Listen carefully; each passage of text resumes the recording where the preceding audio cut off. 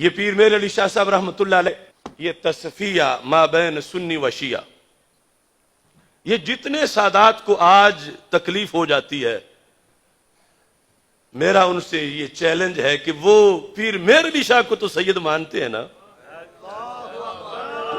یہ چھوٹی سی کتاب پر ہی آ کے ہمارے ساتھ بات کر لے۔ اگر ہم محب اہل بیت نہیں تو پھر پیر میر علی شاہ بھی محب اہل بیت نہیں، اگر ہم محب اہل بیت نہیں تو پھر یہ کشف المحجوب والے گنج بخش بھی محب اہل بیت نہیں۔ کشف المحجوب پہ آ جائیں۔ اگر کوئی تم میں سے یہ سمجھے نا کہ ہم ان کی میرٹ پہ پورا اتر جائیں، روافض بھی ہمیں محب اہل بیت مان لیں، تو آپ کبھی نہیں اتر سکتے اس وقت تک جب تک کہ جہنمی نہ بنے۔ یہ ہمارے یہاں ائمہ نے لکھا، کیونکہ ان کی ہر بات میں فرق ہے۔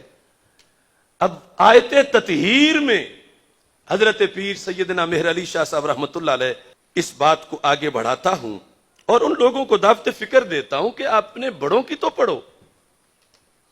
ہمارا صرف یہی قصور ہے کہ ہم نے ان کو پڑھا ہے اور ان کے حوالے ہر جگہ پہ دیتے ہیں۔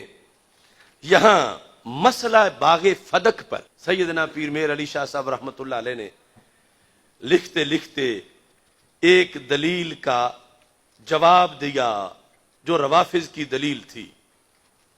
روافض نے کہا کہ سیدہ فاطمہ رضی اللہ تعالی عنہا کا مانگ لینا، دعویٰ کرنا کہ یہ میرا ہے، بس یہی کافی تھا۔ ابو بکر صدیق رضی اللہ تعالی عنہ جو بھی کر لیں آگے سے وہ کچھ نہیں کر سکتے۔ کیوں؟ روافض نے کہا انہیں چادر تطہیر حاصل ہے اور صدیق اکبر کو چادر تطہیر حاصل نہیں ہے، اور چادر تطہیر کا مطلب معصوم ہونا ہے، اور معصوم غلطی نہیں کرتا۔ تو پھر حضرت فاطمہ رضی اللہ تعالی عنہا کا دعویٰ تو اس آیت سے ثابت ہو گیا۔ اب دیکھو، لوگ کہتے ہیں تم بھی مان جاؤ تو فرق کیا پڑے گا؟ اب پیر میر علی شاہ صاحب سے کہا گیا آپ بھی تطہیر والا یہ معنی مان جائیں۔ آپ نے فرمایا میں کیوں مانوں یہ معنی، اگرچہ بات میری امی جان کی ہو رہی ہے، لیکن ہم نے وہ ماننا ہے جو قرآن نے بتایا ہے۔ اب لفظ غور سے سنو، ایک ہے تطہیر کا معنی روافض کے ہاں معصوم ہونا کہ ان سے غلطی کا امکان ہی نہیں، اور دوسرا ہے تطہیر کا معنی اہل سنت کے نزدیک کہ غلطی کا امکان تو ہے لیکن رب نے حفاظت فرما دی ہے۔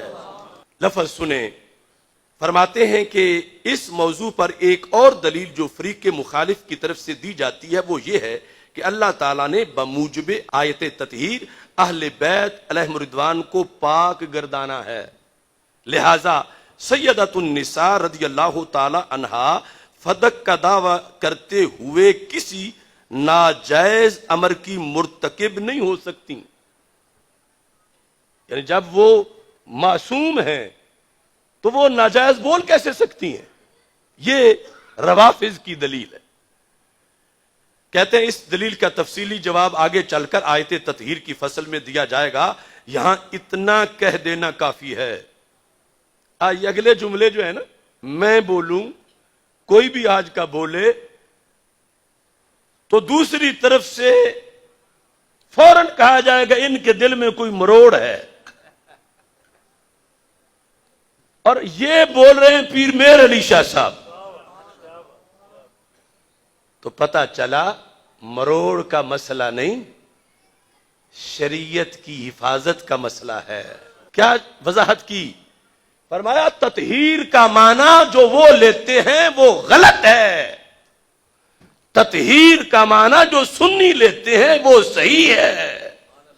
اب سنی معنی لیتے ہیں، اس سے پھر اب فرق کیا نکلے گا؟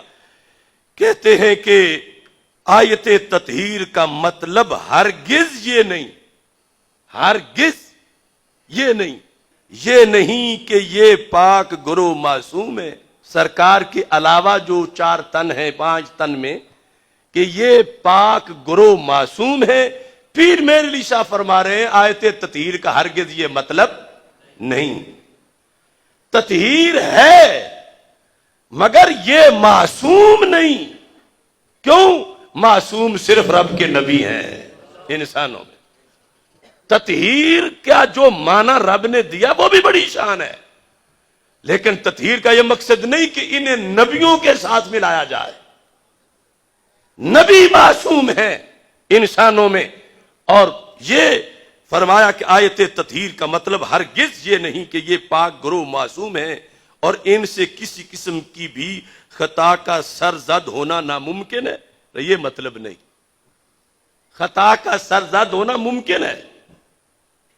یہ پیر میر علی شاہ صاحب تطہیر کا مطلب بتا رہے ہیں کہ خطا کا سرزد ہونا ممکن ہے.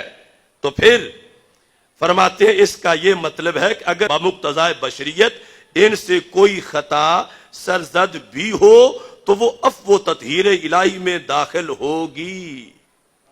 رب عفو کر دے گا. یہ نہیں کہ خطا ممکن ہی نہیں رہی. لہذا فرماتے ہیں سیدۃ النساء رضی اللہ تعالی عنہا کی تحریک اور سلسلہ جنبانی نے ہم کو سمجھا دیا کہ آیت یوصیکم اللہ فی اولادکم للذکر مثل حظ الانثیین میں خطاب امت کی طرف ہے اور خلفائے ثلاثہ کے علاوہ اہل بیت پاک علیہم الرضوان نے بھی باغ فدق کے غیر مورث ہونے کو اپنے عمل سے ثابت کر دکھایا اور سارے عالم پر واضح ہو گیا، سارے جہان پر، کہ جناب سیدۃ النساء رضی اللہ تعالی عنہا بھی بوجہ بدعت الرسول علیہ السلام ہونے کے ابدیت محضہ کی وارث ہیں اور اپنے والد ماجد علیہ السلام کی طرح ان کی عالی اور پاک شان بھی ملکیت کے دھبا اور خدائی فیصلے پر ناراضگی کے نقص سے منزہ اور پاک ہے. یعنی یہ فرمایا کہ مسئلہ باغ فدق میں یہ روافض تم دلیل نہ بناؤ کہ معصوم تھی تو مانگنا ہی حق کی دلیل ہے. پرانی خطا کا امکان تھا اور خطا پر تھیں، جب مانگ رہی تھیں خطا پر تھیں، لیکن جب آگے سے حدیث آئی تو ان کی یہ شان ہے کہ جن کے جگر کا ٹکڑا ہے ان کی حدیث سن کے سر تسلیم خم کر لیا.